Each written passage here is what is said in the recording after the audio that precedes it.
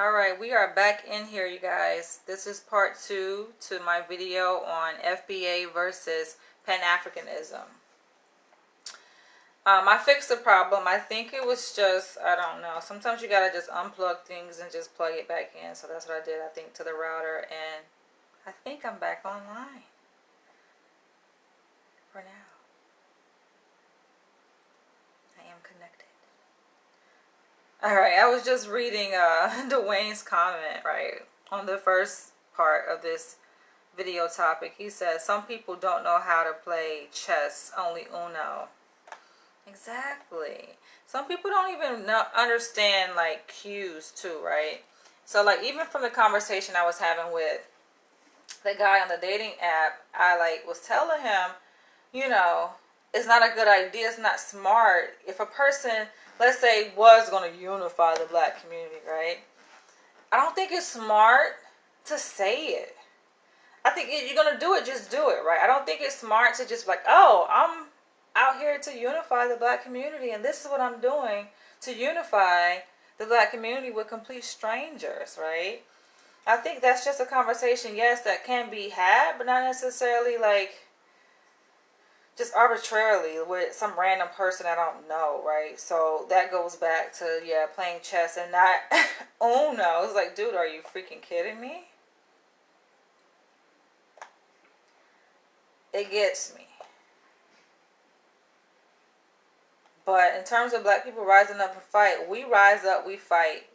He posed the question. Dwayne says, are we willing to rise up and fight? Hell, fuck yeah. Black people are fighters.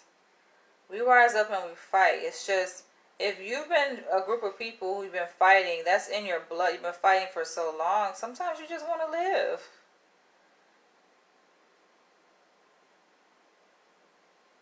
Why do we have to fight? That's not fucking natural.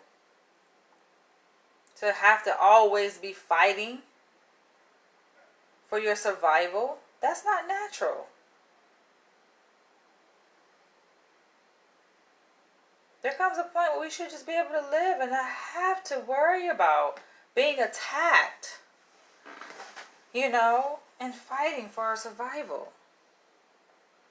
Always in fucking fight or flight mode, you know. We shouldn't have to be in that mode all the time. But that's what we've had to do. Alright. So I'm on the FBA's website, Foundation of Black Americans. It's officialfba.com.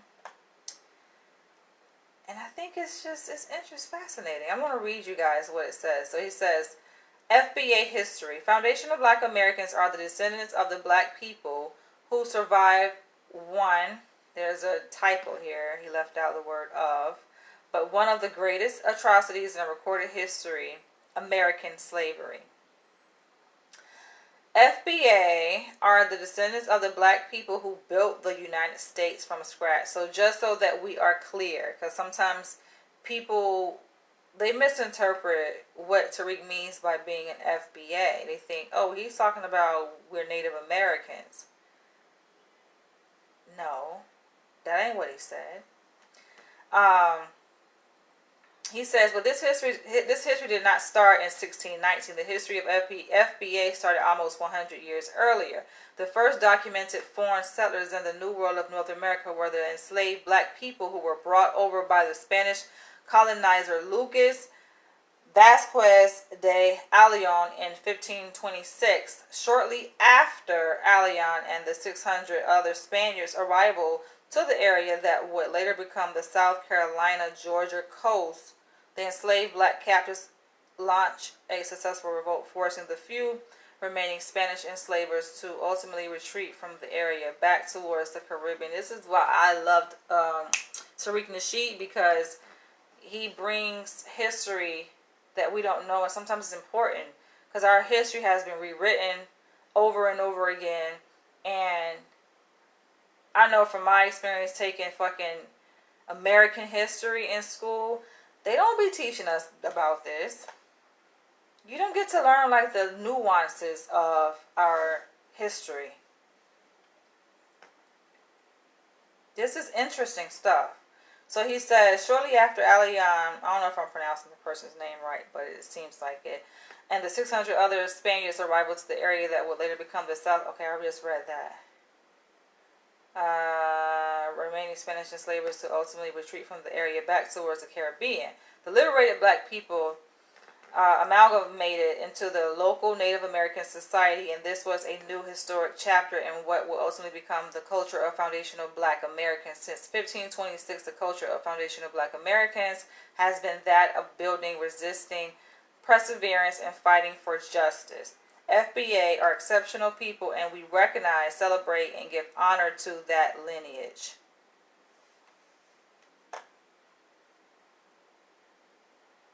So it's not to say that we're not descendants of slaves.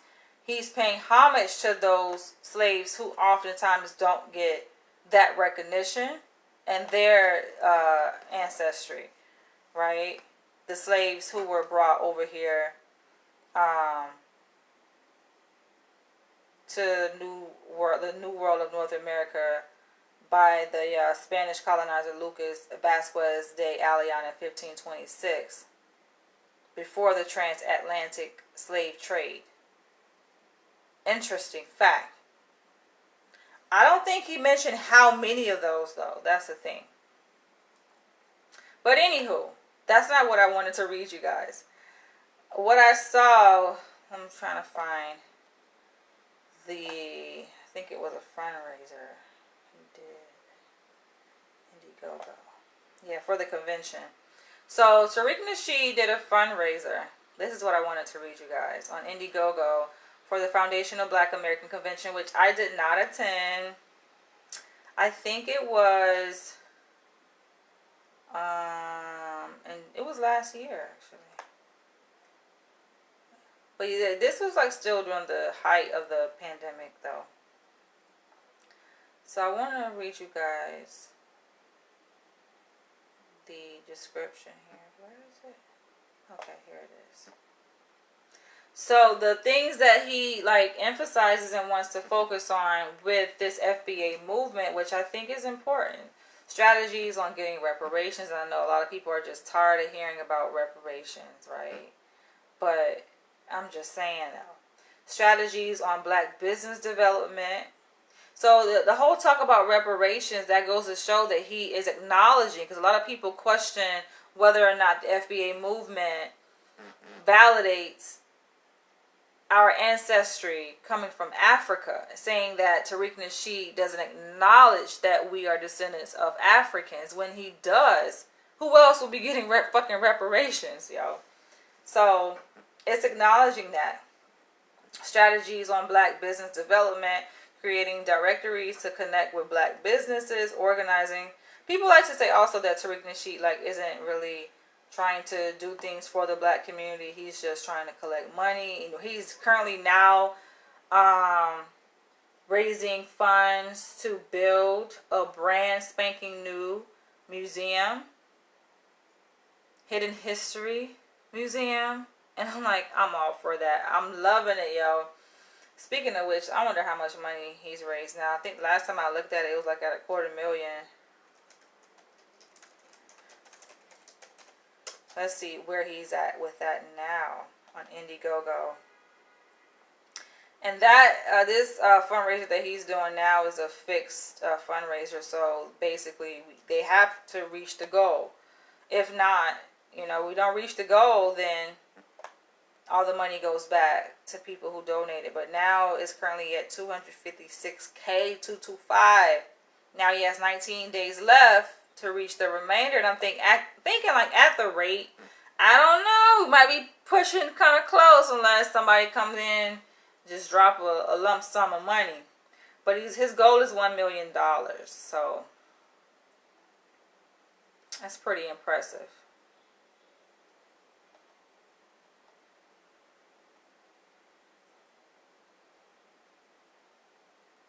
All right. So going back to the FBA movement, organizing retainer pools for black lawyers, saying that he don't do nothing for the black community. But what is this? Networking with independent black-owned schools, See, that's what I'm thinking, that he is, and like he's open to kind of restoring that, like repairing that, you know what I'm saying, that rupture that happened between him and Dr. Umar Johnson, which is really instigated fucking by trolls on social media. Because for him to even like give a shout out to Dr. Umar Johnson, saying, oh, he liked the interview that Dr. Umar Johnson did on the Breakfast Club recently, it's just like, all right, he's coming to, you know what I'm saying, and realizing like the bullshit, cut it out. Even when we try to do something for our people, it's wrong or it's some kind of scam. Well, yeah, that's another thing, because that's just brainwashing what we've been taught. But we gotta, like, that's the thing with social media. We gotta be careful, because sometimes we attribute a lot of things to, oh, that's black people, when oftentimes it's not black people. It's they're influenced by white people. All it takes is one person to pose as a black person in blackface, so to speak, right? And that's a lot of white people who do that. We gotta like think strategically, think chess and not checkers, right? Or Uno, as you say. Like, think the move of the enemy, what they do. We know their MO. We know how they move, how they have moved historically. They go in blackface. They pose as if they're one of us, so we can attack each other to say, oh, that a black person did it, when really a white person did that shit. We got to be careful. All these black on black crime and black on black shootings aren't necessarily black on black. Now, I know one may say, okay, we can't blame the white man for everything. No, because I don't believe in this whole victim fucking mentality either. I'm not of that school of thought. But we got to call a spade and know when it is the work of the enemy. And especially when it comes to dividing our people.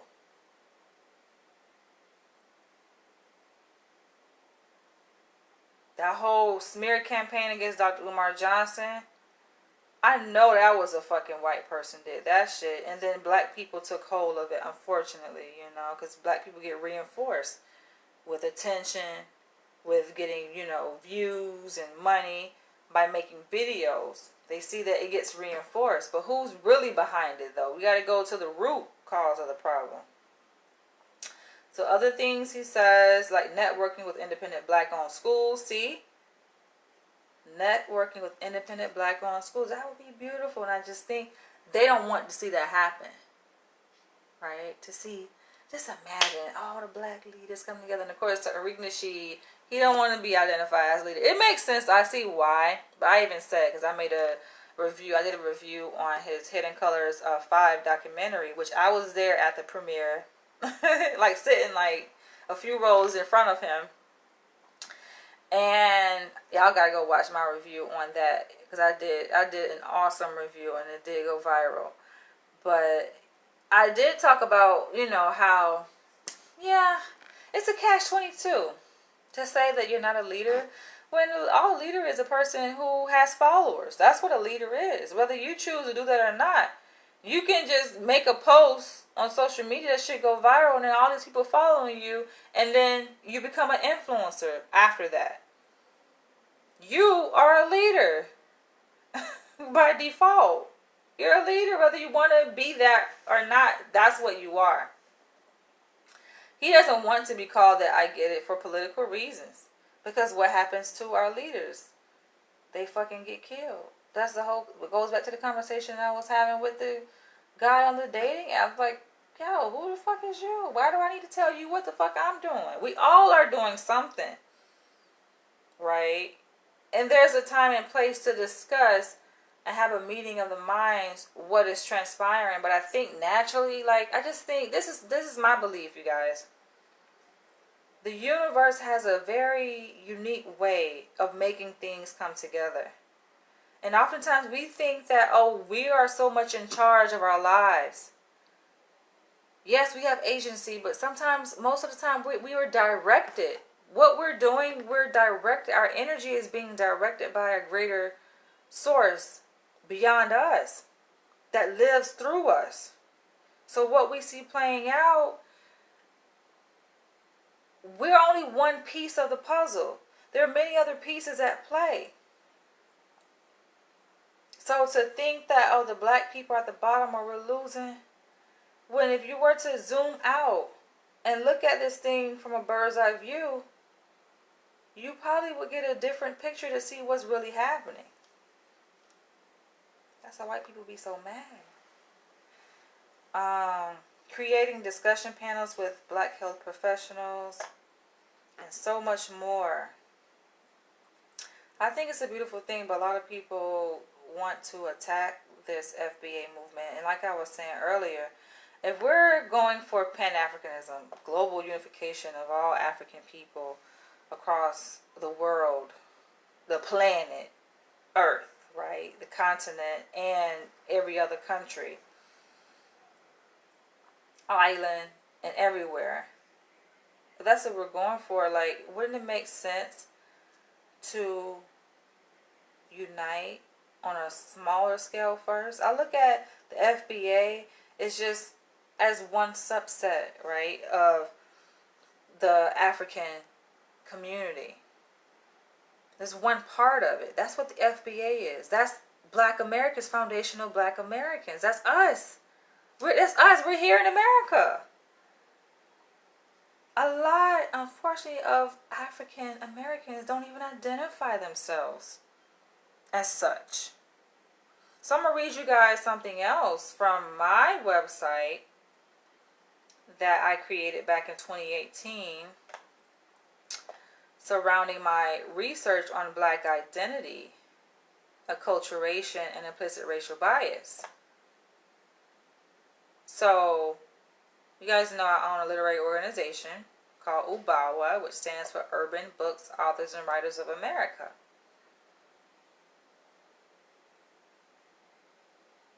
So, I posed a question to my authors who are a part of that group, right? That organization, UBAWA.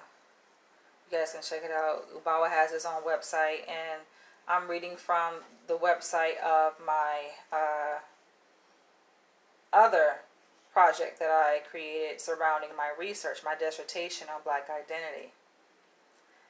And I asked authors, what do you prefer to be called?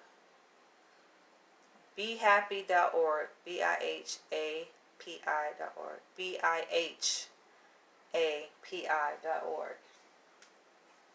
Black Identity and Health in African People International.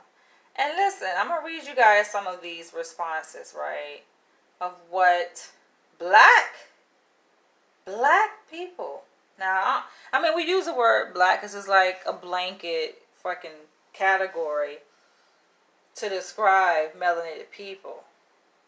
Because black can be Dominican, black can be ADOS, African descendants of slaves, black can be, I mean, anybody who's melanated from any part of the world. So it's more like a blanket statement, but it can be considered a racial slur when you think about it, because it's like calling someone a color that has a negative connotation to it, right? So you'll see why, and you think in terms of black having a negative connotation, you'll see why some of these people stated their response in the way they did. The question was posed, how do you identify yourself? Black or African American? And you guys can go see it for yourself. Which do you prefer to be called, black or African American? So one author says, I prefer to be called an African American. I feel like it is less stereotypical and sounds more professional. I kind of agree with her. But I don't know about the stereotypical part. I do agree with the more like professional part. And it just seems more appropriate. Some say, oh, we're not African American. We're American Africans. As in, the adjective describes the noun being African. We're African first before we are American. So, we're American African. I'm just like, why confuse people? I feel like African comes first. Because we're African first, and then American last. Whatever. All right, so another person says, I don't consider myself to be identified as black. Black is a color that describes something. Actually, typically negative, right? I consider myself an African American. However, I have been studying my roots and my heritage for a while now. I have been reading about the Moors and their history and origin to gain better knowledge of who I am and where I came from. You get what I'm saying? That goes to show you, like, black people really don't know where the hell we come from. A lot of us, it's so much information and misinformation out there. You got people saying, oh no, we're Moors, we're Native Americans, we're descendants of slaves, we're this, we're that, and it could be all of the above. But that's the sad part about being black, because a lot of us really don't know. And yes, of course, there's DNA testing companies that I mean, that could be considered a scam when you think about it. You know, so you give them $300-400, they'll tell you, oh, you're from this region in Africa and this tribe, and it's just like, who's to say that shit legit? You know, because I heard there has been some discrepancy in results. From this, like, the same person takes a test different times and you get different results. There's no reliability. If there's no reliability in the result that you get when you take this test, how could the test be valid? It just questions the validity of the test, right? All right. My preference is African American because I appreciate how the term connects me to my African origins. I agree with her. I also love how the term always keeps the idea in my mind that I have an intersectionality of African and American in my blood. That's well said, y'all. Rachel Slaughter from Lansdowne, Pennsylvania. And I heard there's something about Pennsylvanians. They just got a different kind of energy, different connection. I love it. All right. I will prefer black only because there's so much strength and power behind blackness. Now, hashtag Black Girl Magic, not to mention the Black Panther movie. She got a point. We rebranding what the word black means. See, that's the power, right? We can take a word and change it around and make it mean something totally different. Just like, I don't know if you guys are commenting. If you are, unfortunately, I cannot see them. I know that happens sometimes where Facebook freezes. They'll show me comments and then they stop showing comments. So, sorry if you're commenting and I don't see it, but feel free to leave a comment. It's not to say I won't see it. I will, and I could come back with a part 3 and read your comments. But I like the idea, just like the word nigger. Look how we then took it and rebranded it and we make it mean something else. It's a term of endearment now. My nigga. It just has a different meaning. I love to identify myself as black or as African American. As a race, I feel as though we have overcome so many obstacles. Just as other races, we've been thrown so many obstacles that were meant to break us, but we use it to make us better. Yes, honey. I identify as black, and the best explanation is the most honest and transparent. Oh, you know what? I could see. Let me see something real quick. If you are leaving comments, let's see something.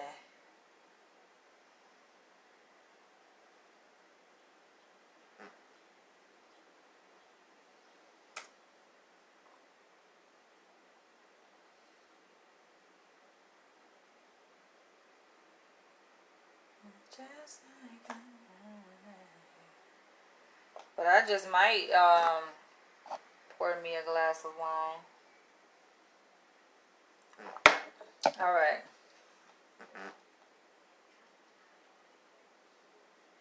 Okay, not yet, just listening. Perfect. Okay. I identify as black, and the best explanation is the most honest and transparent for me. I can't say that I know enough about my heritage to identify as African American. Black is what I've been raised to identify as. But if you do your research, you'll see that what is race? This freaking African Man, it's like Africans. I know African from many miles away, yo. I can tell their lingo that you're African. They don't know, but I let them know, like, yo, I know you're African, like on a dating site.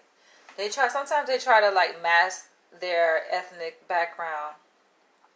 They want to hide it because they know that there's a negative perception of Africans, especially on dating sites, because a lot of Africans be trying to hook up with American women to get a green card, right? Because American women ain't stupid. And so Africans be on there be like, oh, I'm mixed. Yo, you clearly blacker than a motherfucker. You know what I'm saying? Oh, I'm mixed. I say mixed with what?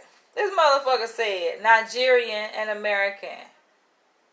Talking about he mixed race. I say Nigerian is not a race, and neither is American. Understand, race is a political construct. There are only but 5 or 6 racial categories. Then we have black, we have white, we have Hispanic, we have Pacific Islander, and what else we have? I'm missing somebody. Asian, I think, or something like that. But I know Nigerian and American it's not race. It's only but a few handful of racial categories. We're talking about race. Somebody he mixed race. So then I say, I broke it down and let him know that ain't it, bruh. He talking about, oh, well, I'm Hispanic and I'm Nigerian. Bye. Block, delete. Don't. Why lie? You don't have to try to be something that you're not. You think that's going to make you more attractive to me? Did you read my profile and see that I'm Pan-African? Seeing that, wouldn't you think that I would actually find you being an African more appealing than you saying that you're Hispanic? I think it's Hispanics or Latinos, I guess is a more politically correct term. But come on, I'm just like, come on, bro. For real. You see what I'm saying? And people say, oh, why are you single? This is the shit. I go, and he was an attractive African man. But you don't have to lie to kick it, though. You don't. Stop lying, man. Another author says, I identify as black. My ancestors were ripped away from their homeland, and as an unfortunate result of that, I do not know Africa as my home. Being American is a choice that we as black people did not get to make for ourselves. Being black, however, is my birthright. Damn, she said that. I like that too. Carlia Franklin from Rochester, New York. So this is a guy. He says, I identify as both, but professionally speaking, I prefer African American. See, he's another one that says is more professional, just like the first author. I'm of African descent, but I was born in America. I have no problems being identified as black, but from a professional standpoint, African American fits better. Now, you know, there are some Africans, and I've come across some when I was out in LA on a dating site, right? And they be like, I tell them I'm African American. He be like, you African? Which country you from? I say, I'm African American. So that should denote what country I'm from. But they don't know, I don't think they know the term what African American means. They don't know what African Americans are. It means you're born in America, but your ancestry goes back to Africa. They don't know that. But anyway, I'm clearly freaking African. But even with Africans, they question, oh, are you? And I get it because there's a whole culture. Africa is a whole culture. It's a language attached to being African. It's tribalism attached to being African. And if you can identify yourself with a certain tribe in Africa or sect, it's like gangs. What sect you from? What tribe you from? Then can you really say you're African? Hell fucking yeah. Do you know our history? But they are even detached. Like African Americans are detached from Africa. Africans are detached from us. They don't even know what happened to their people. Like we y'all. But they don't make that connection. So I think that's the whole point of Pan-Africanism. To bridge that gap. to connect those dots. Because there's like some missing pieces up in people's mind. They're just like, what? Who are you? I prefer to be called African American simply because I would like for my African heritage to be acknowledged when referring to me. I feel like when we settle for being called black, we are simply allowing them to call us the color of our skin, and we are so much more than that. I like to be referred to as both African American and black. They both to me represent power, being bold and unapologetic. Black is beautiful. African American is royal. They both come with responsibility to be aware of self and to negate poorly misguided stereotypes. Whether referred to as African American or black, show the beauty and variety of God's creation.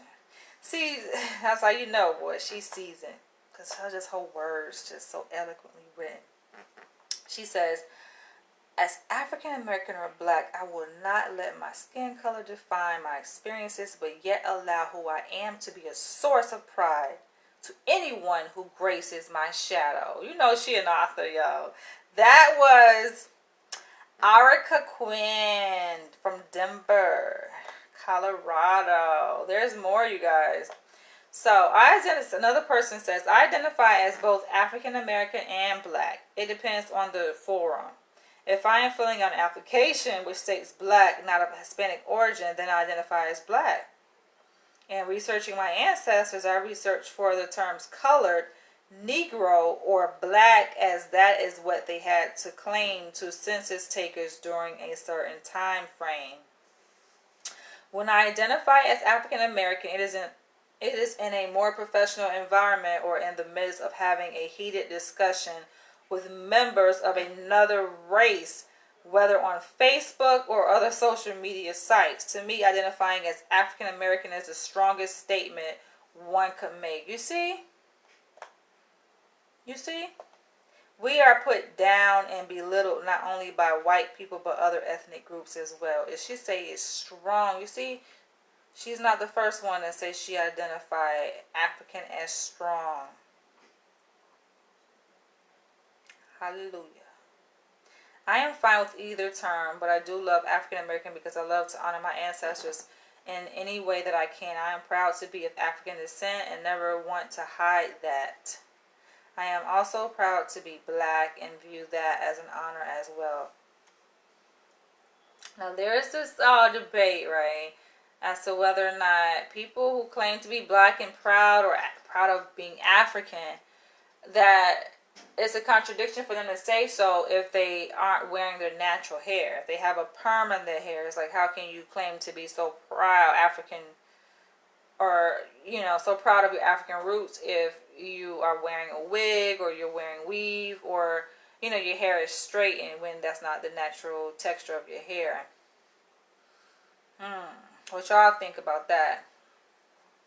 So another black man says, I choose African American because my heritage and history began in the land of the blacks. It is where all my ancestors are from before we all became stolen Africans. African American is preferred, however, I am okay with both. I prefer to be identified as black simply because slavery wasn't limited to just the United States. Most of us have no clue exactly where our ancestors come from. Well, that's deep right there. We claiming Africa is like, are we?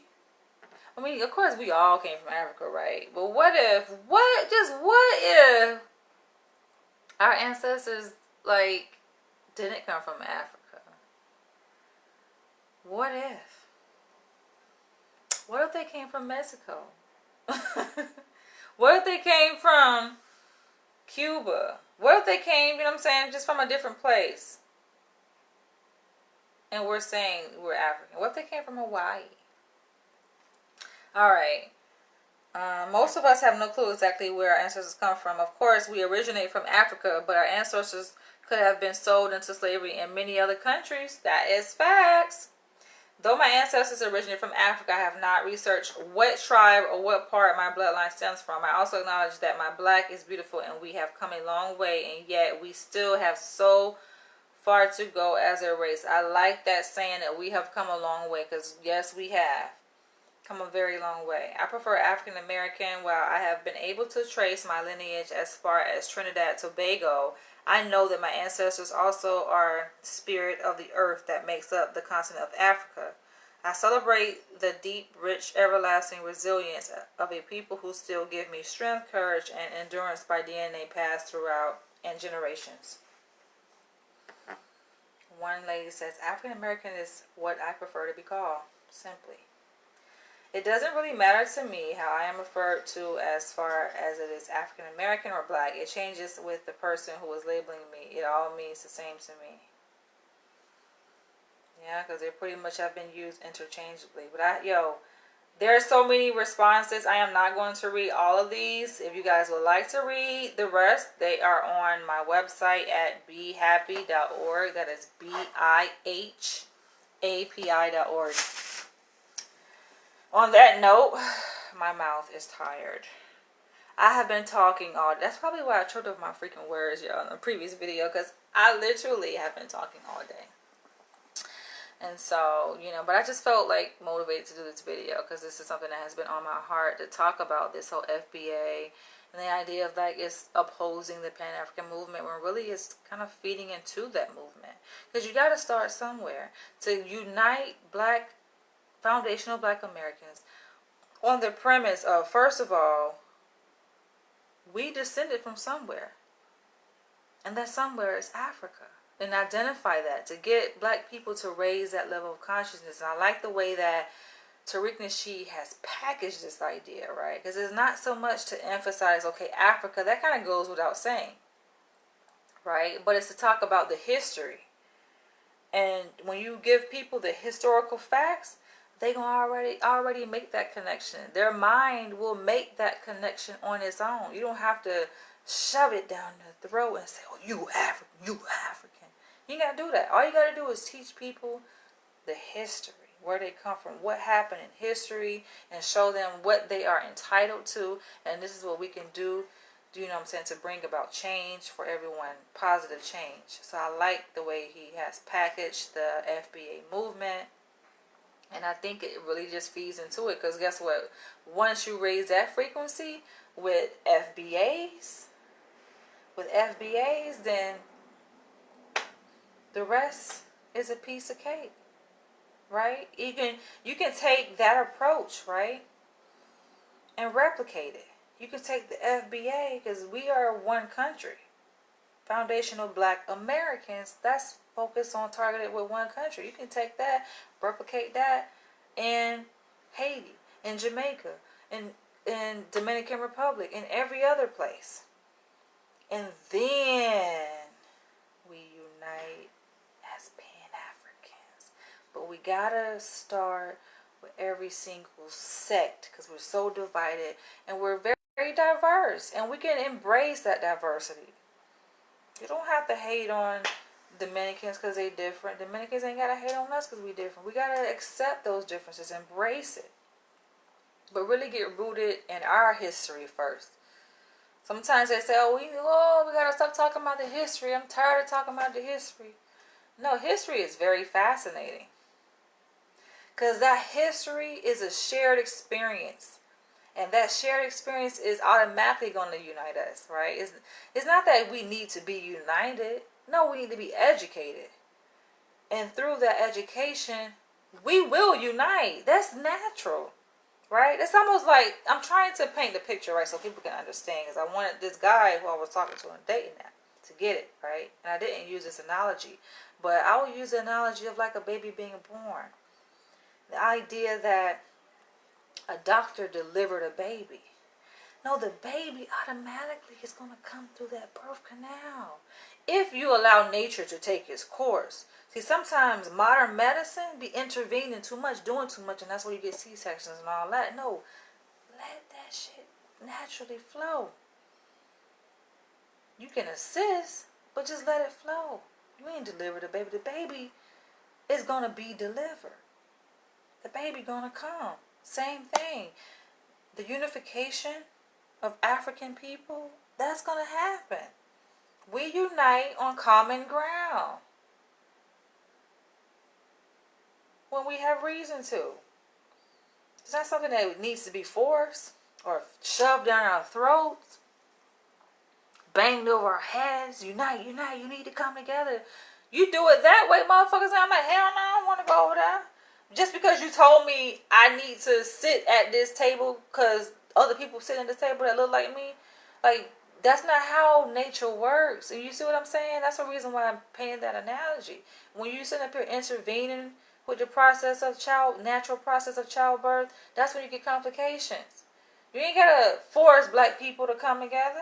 You can create. I think what Tariq Nasheed did was very, impressive, to create a platform where you put out certain interests, topics, and people are going to gravitate to that. People who already share that commonality, who already share that unity, will gravitate to that. The list, when I went on Tariq Nasheed's Indiegogo fundraiser for the FBA convention, and I read off that list, those things are common things that black people want, that they can identify with. And so when they see that and they hear about those things, they're going to automatically gravitate and come together based on those things. They unite automatically. We don't need someone forcing someone to do it. Yes, you can guide, right? You can spearhead, you can create a platform so that this, you can have a space where they can come together. But in terms of the process of it, of people doing it in and of itself, that's going to automatically happen. That's my whole point. And I think it's beautiful. And I think, like I said, the FBA movement can be replicated across the world. The idea of FBA, right? And the purpose that it serves. And then once you have everybody, on that accord, you have this commonality, then, okay, all these different conventions can become one major convention. But that's all I have to say about this. Like I said, I am exhausted. I'm exhausted. It's Friday, you guys. It is July 30th. Well, we have one more day in July, and then we'll be in August. Everybody's taking vacations, yo. I'm definitely about to take mine, so I'm happy about that. But I will catch you guys in the next video. Leave your comments below. Let me know what you guys think. Love you guys.